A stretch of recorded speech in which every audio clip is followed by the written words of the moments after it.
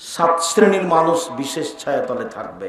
তার এক শ্রেণীর মানুষ নির্জনে রাতে উঠে 2 রাকাত সালাত আদায় করে কান্নাকাটি করে আল্লাহকে বলে, আমি বড় অপরাধী, আমি বড় গুনাহগার, তুমি বড় দয়াবান, তুমি বড় ক্ষমাবান, তুমি আমার প্রতি একটু দয়া করো, আমাকে ক্ষমা করো।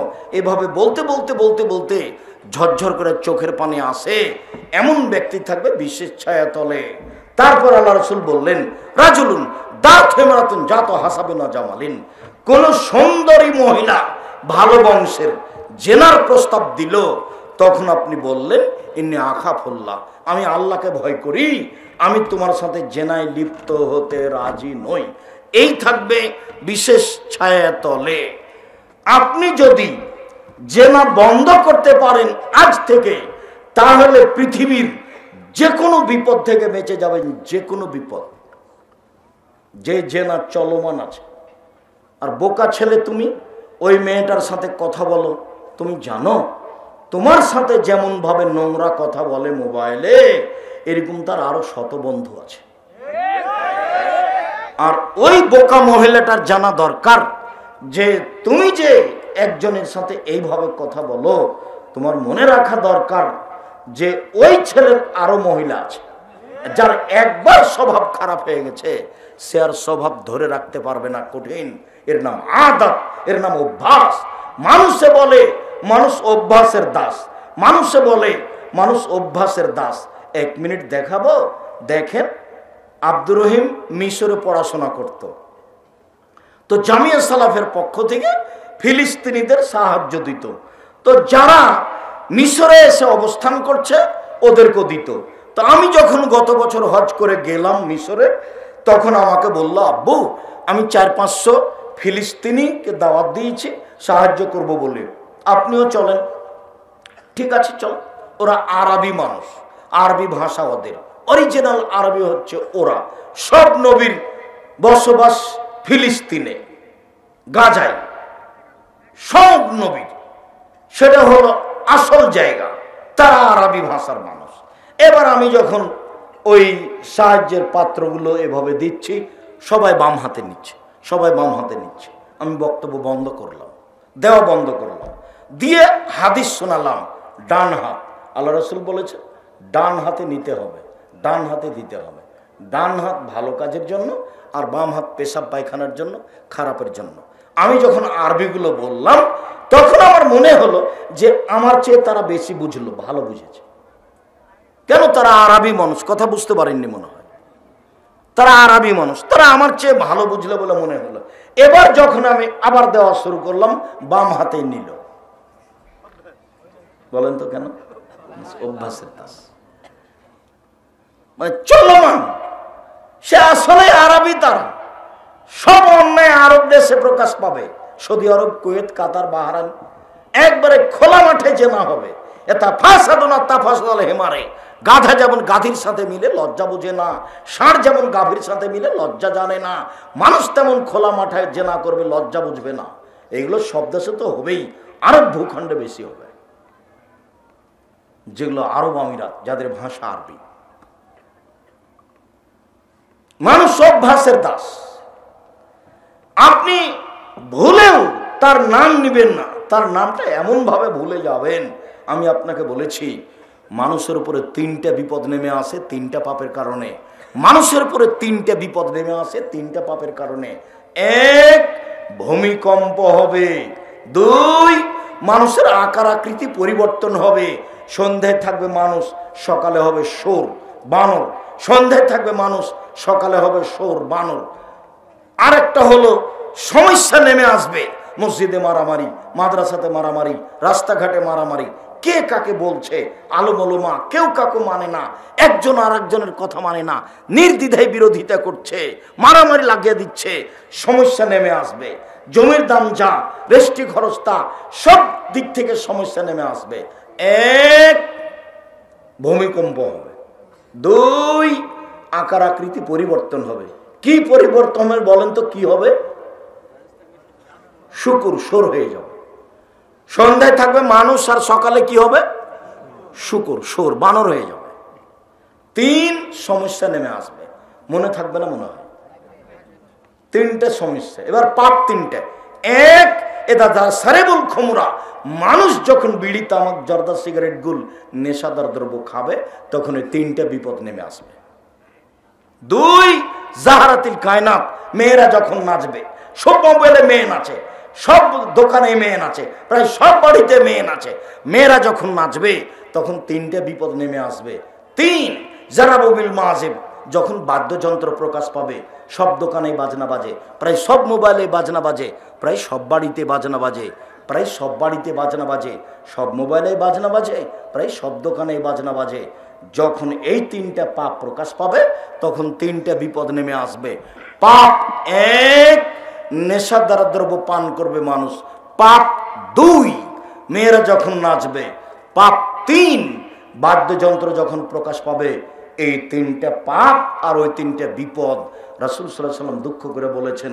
তারপরে আল্লাহ রাসূল বললেন, ডান হাতে দান করলো, বাম হাত জানতে পারলো না, মানে গোপনে দান করলো, এই লোকটা বিশেষ ছায়াতলে থাকবে।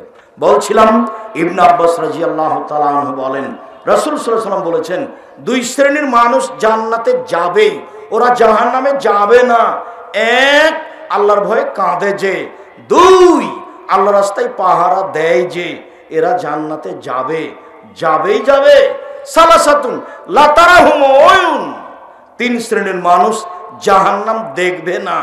তিন শ্রেণীর মানুষের চক্ষু জাহান্নাম দেখবে না, ওরা জান্নাতে যাবেই যাবে। এক, বাকাতুন খাসিয়াতিল্লাহ, যে আল্লাহর ভয়ে কাঁদে ও জান্নাতে যাবেই।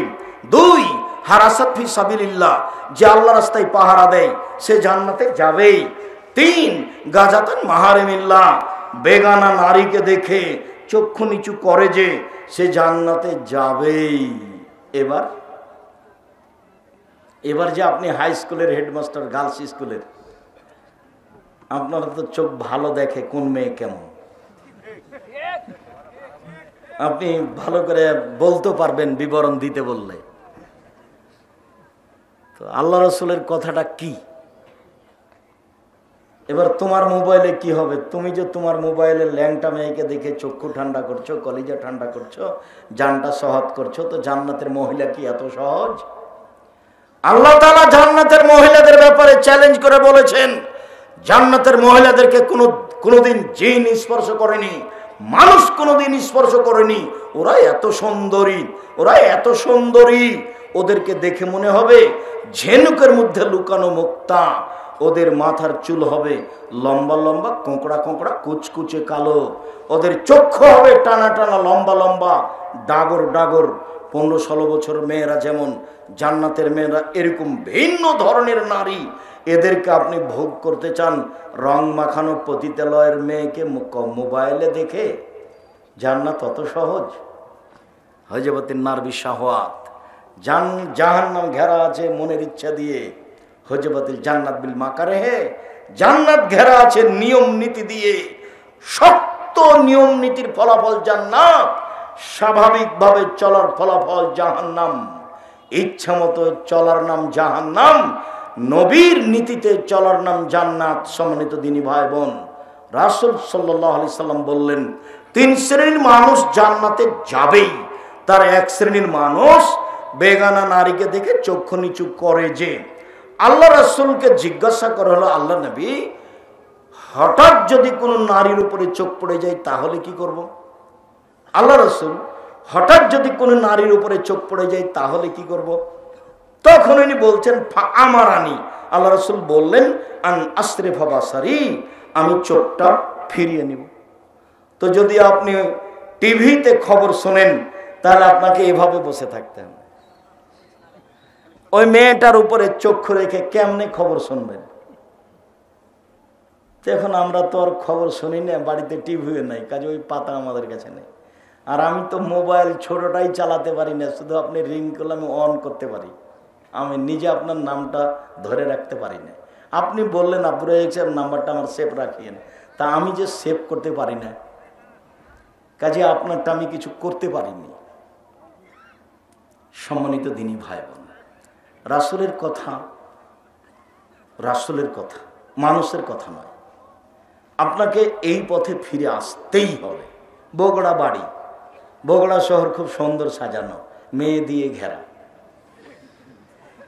আর আপনার স্ত্রী নির্দ্বিধায় বাজারে যায় ভ্যানিটি ব্যাগ হাতে করে। কা পুরুষ? ঘৃণিত পুরুষ।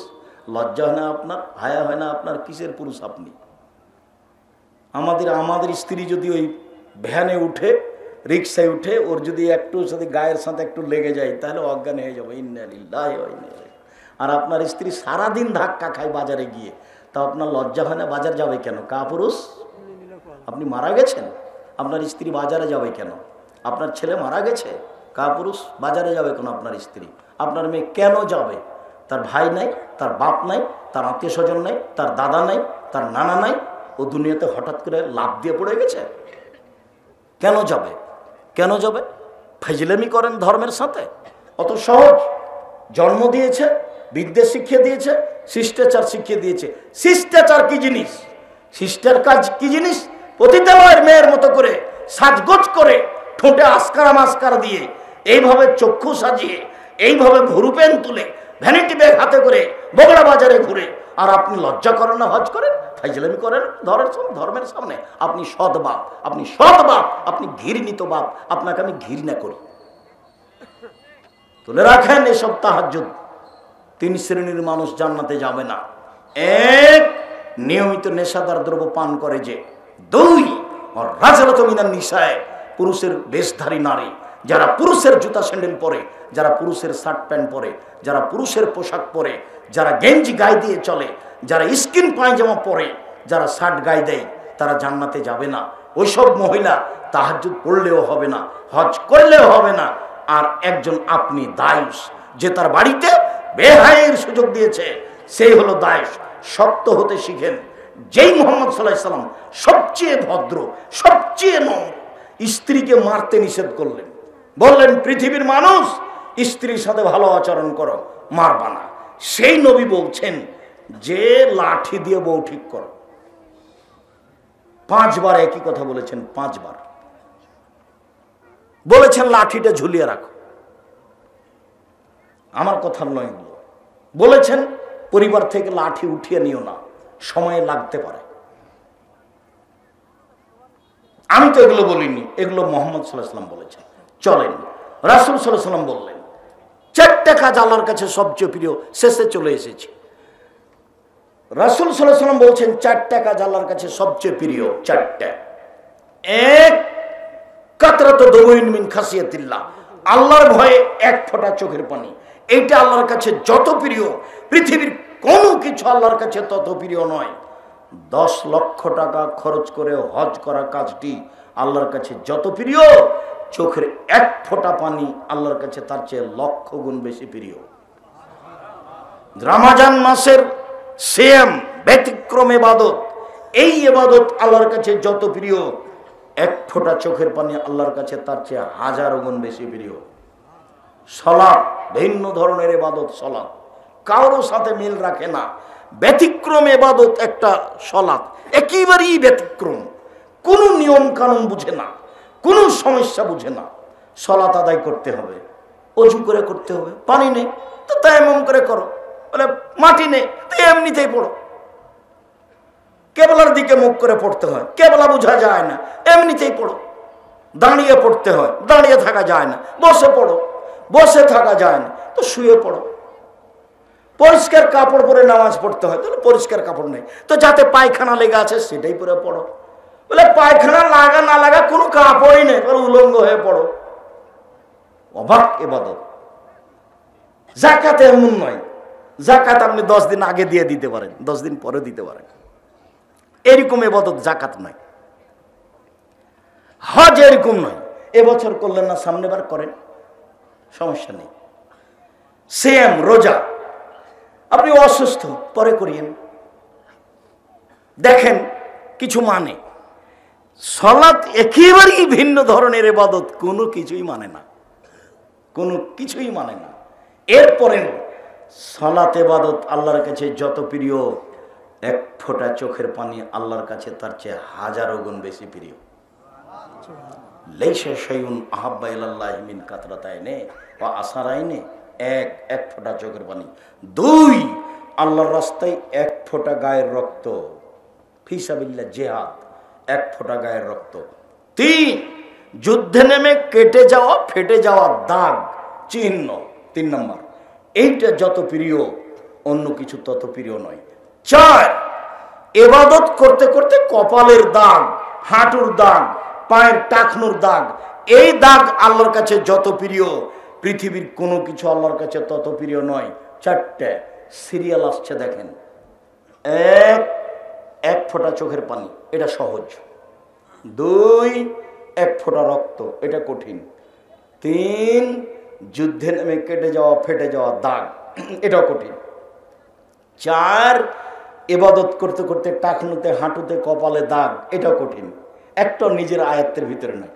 1 নম্বরটা আছে, এক ফোঁটা চোখের পানি। রাসূল সাল্লাল্লাহু আলাইহি ওয়াসাল্লাম বলছেন, লাইসা শাইউন আকরামু ইনদাল্লাহি মিনাদ দুআয়ে, আল্লাহর কাছে চাওয়া কাজটা সবচেয়ে প্রিয়, সবচেয়ে প্রিয়। মানুষের স্বভাব আর আল্লাহর গতি এক নয়। এইটা কোলার বাড়িতে ধনী মানুষ, আমার ছেলের হাত ভেঙে গেছে, আমি বললাম ভাইজান আমার ছেলের হঠাৎ করে হাত ভেঙে গেছে, ভাইজান আমাকে 10,000 টাকা কর্জ দেন। তো এখন তো টাকা নাই রে, আচ্ছা দেখি একটু পরে আই, আপনি তো খুব ভালো মানুষ, সবাইকে দেন, আমি আসছি। তখন 10,000 টাকা দিয়েছে বিকালে। পরের দিন আবার গেছি, 10,000 টাকা দিবেন ভাইজান, এরকমভাবে আর একটা ঘটনা ঘটে গেছে। তোর জন্য কি টাকা বানাই নাকি? এটা হলো মানুষের স্বভাব। আর আল্লাহর গতিবিধি হলো যতবার বলবেন তত খুশি। আমাকে একটা ভ্যানের ব্যবস্থা করে দেন, ঠিক আছে ভালো। আমাকে বগুড়া শহরে একটু জমির ব্যবস্থা করে দাও, আচ্ছা ঠিক আছে ভালো। 10 বার বলেন, 100 বার বলেন, 100 বার বলেন, যত বলবেন তত খুশি, যত বলবেন তত খুশি। বলবেন না তখন অসন্তুষ্ট। মুখখান নাই, বলো না কেন? মানলাম ইয়াসারিল্লাহ ইয়ারজাবালাইহি, যে চায় না তার উপরে রাগান্বিত হয়, যে চায় না তার উপরে রাগান্বিত হয়। মুখখান নাই, একটু বলতে পারো না যে আল্লাহ আমাকে দাও? হাতখান উঠিয়ে বলতে পারো না যে আল্লাহ আমাকে দাও? মুখখান তো এই জন্য দিয়েছি, হাতখান তো এই জন্য দিয়েছি, বলো আমাকে, বলো না কেন? না বললে অসন্তুষ্ট, বললেই খুশি। মানুষের স্বভাব। পরের দিন যদি জান তাহলে কি বলবে? টাক চালাচ্ছে নাকি, তোর জন্য টাকা বানায়। আর এখানে যত বলবেন তত খুশি, যত বলবেন তত খুশি। সম্মানিত দিনী ভাই বোন,